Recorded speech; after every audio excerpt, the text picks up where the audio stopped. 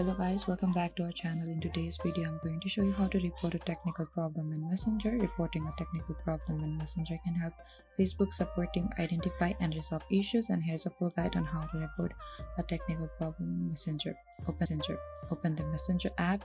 Simply launch the Messenger app on your device, and on the top left corner there's a three-line icon. Select that.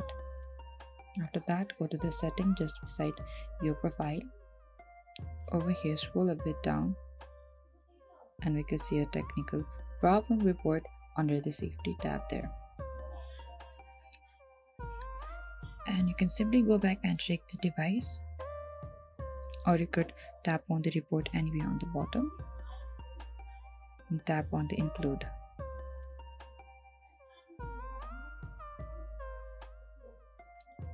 You can briefly explain what happened and what you need to reproduce the problem, and describe the problem in detail in text box provided. Include any relevant information that may help Messenger support team understand the issue, or you could also add in screenshots if possible to help illustrate the issue.